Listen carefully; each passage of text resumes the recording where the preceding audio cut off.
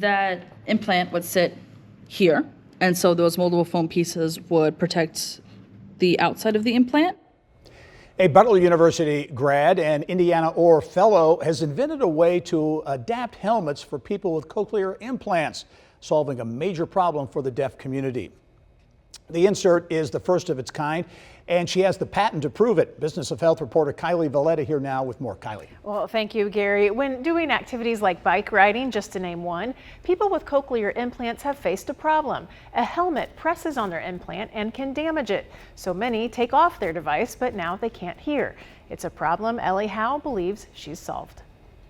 A cochlear implant can be life-changing for someone who's deaf, but also a hassle when wearing a helmet, an issue Ellie understands firsthand. Her brother, Bart, has had a cochlear implant since he was a kid. Bart's really active. He skateboards, he skis, he snowboards, he does all of those activities. But he takes off the implant to wear a helmet because the helmet can damage the delicate device.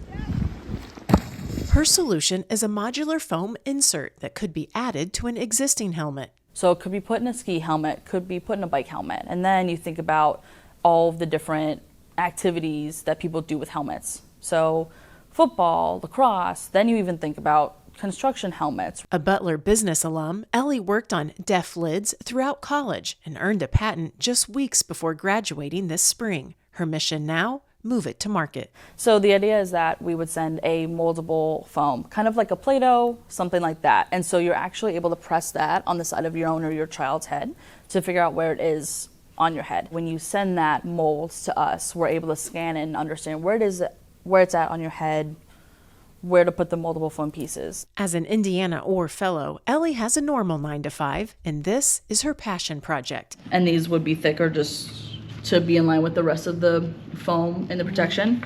Testing and licensing deaf lids are next on this entrepreneur's agenda. There's kind of two avenues with licensing that I foresee, is going to a helmet company and saying, hey, you could be the first helmet company to do this, license it, and you could add it into your helmet, or go to medical companies and say, hey, this is something, could we get this potentially insured? Shh. Support from the deaf community has inspired each step of deaf lids and lessons learned from her little brother. He's doing all the sports, he's doing all this, and it's something that he has lived with and he's never let it affect him. And so I think building something for him has been really meaningful, and I think that's also been a big catalyst of continuing. I'm just excited for this community to have their moment to shine, and to use it is what I'm excited about.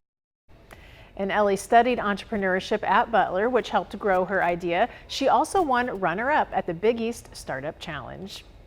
And a special delivery in the Tri-State. Ascension St. Vincent Evansville is celebrating the completion of a $17 million renovation of the hospital for women and children.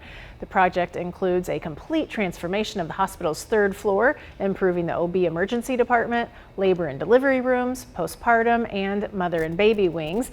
The revamp also adds 6 family suites. This is the first major update since the hospital opened 25 years ago. Big project indeed in Evansville. Back to the Butler entrepreneur, Ellie. You mentioned she was a graduate of the Orr Fellowship program, which is an amazing program. That's right. So it's an early college, early career program. The first 2 years out of college, they place you with an Indiana company. She says without that Orr Fellowship, although that's her full-time job, this is her side hustle doing the venture. She says without the Orr Fellowship, she never would be where she is today with the networking, the guidance. The entrepreneurial spirit with the Orr Fellowship is great for her. No question, and it's had a real impact. That's right. Thanks, Kylie. Yep.